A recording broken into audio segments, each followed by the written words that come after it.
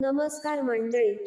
गणपती बाप्पा 7 सप्टेंबरला येणार आहेत आणि 17 सप्टेंबर पर्यंत गणपती बाप्पा आपण बसवणार आहोत. तर या 10 दिवसांच्या काळामध्ये जे काही ग्रहमान तयार होणार आहे, तर त्यामुळे या 9 राशींना खूपच जास्त लाभ होणार आहे. त्यांच्या सर्व अडचणी, संकटे, दुःख हे दूर होणार आहेत. त्यासोबतच या दिवशी राजयोग जुळून येत असल्याने या काही राशींना या काळामध्ये खूपच जास्त लाभ होणार आहे. त्यांच्यावरती गणपती बाप्पांची कृपा राहणार आहे. त्यामुळे त्यांच्या आयुष्यातील सर्व आर्थिक अडचणी दूर होणार आहेत. चला तर मित्रांनो, मग जाणून घेऊयात कोणत्या आहेत त्या भाग्यशाली राशी. परंतु त्याआधी तुम्ही आपल्या चॅनलवरती नवीन असाल तर चॅनलला सबस्क्राईब करून बेल नोटिफिकेशन दाबा.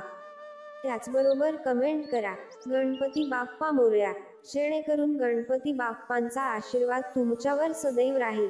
चला तर मित्रांनो, सगळ्यात पहिली भाग्यवान रास आहे ती म्हणजे मेष रास. या काळामध्ये मेष राशीच्या लोकांना थोडी जास्त मेहनत करावी लागेल. कामाच्या ठिकाणी त्यांना सहकार्यांचे पूर्ण सहकार्य लाभेल. त्याचबरोबर आर्थिक बाबतीतचे नुकसान टळले जाईल.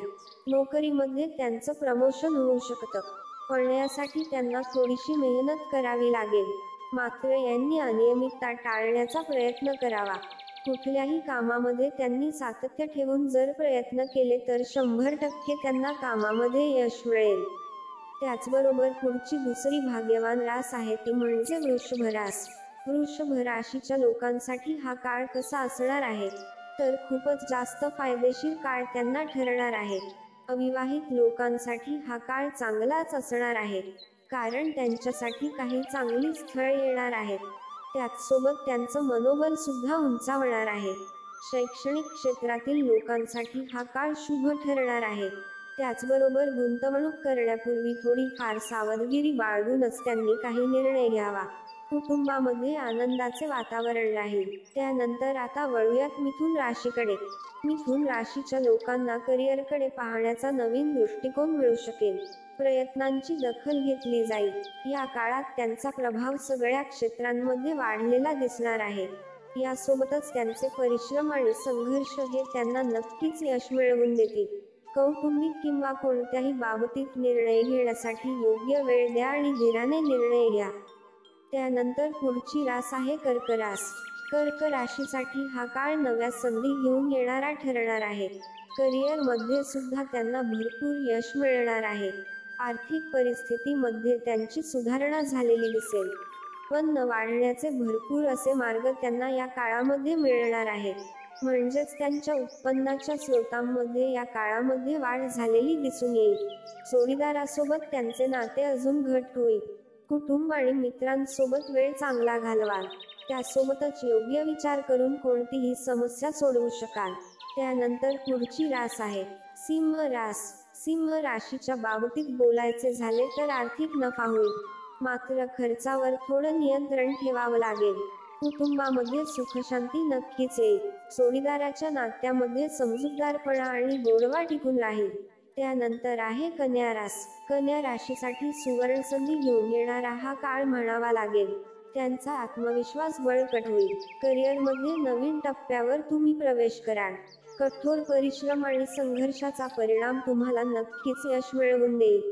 कौटुंबिक आणि वैयक्तिक जीवनामध्ये त्यांना स्थिरता नक्की मिळेल. त्यासोबतच आर्थिक परिस्थिती तुमची या काळामध्ये मजबूत झालेली दिसेल. तसेच नवीन योजना, नवीन संधी त्यांना मिळतील. मानसिक दृष्टिकोन त्यांचा मजबूत असेल. आता वळूयात तुळ राशीकडे. तुळ राशीच्या लोकांसाठी प्रदीर्घ काळापासून रखडलेली त्यांची सर्व कामे यशस्वीरित्या पूर्ण झालेली दिसतील. नोकरी आणि व्यवसाय मध्ये त्यांना नवीन संधी मिळतील. कामाचे नियोजन योग्य केल्यास त्यांना प्रत्येक क्षेत्रामध्ये यश मिळताना दिसेल. त्याचबरोबर त्यांच्या कौटुंबिक जीवनामध्ये आनंद राहील. तसेच त्यांना कामाच्या ठिकाणी त्यांचे सहकार्यांचे तसेच बॉसचे पूर्ण सहकार्य मिळताना दिसेल. आता वळूयात वृश्चिक राशीकडे. वृश्चिक राशीच्या लोकांसाठी या काळामध्ये सकारात्मक बदल दिसून येतील.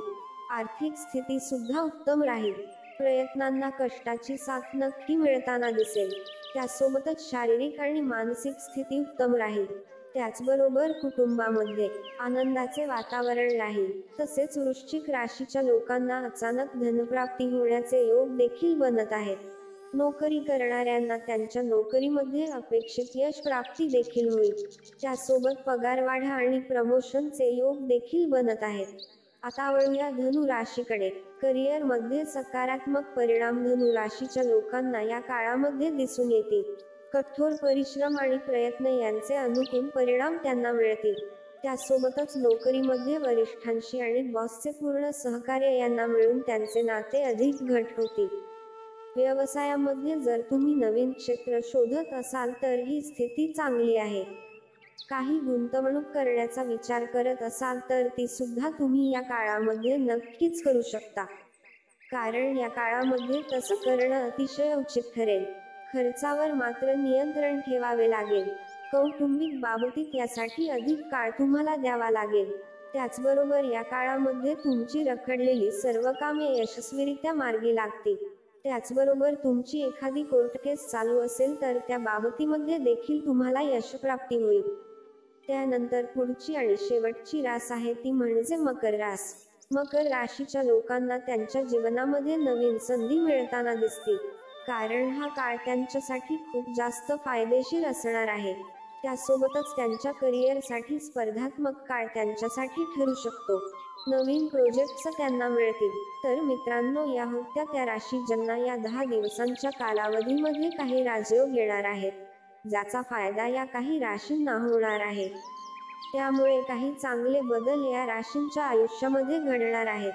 तसेच यांना या काळामध्ये खूपच जास्त लाभ होणार आहे. त्यांची आर्थिक परिस्थिती सुधारणार आहे.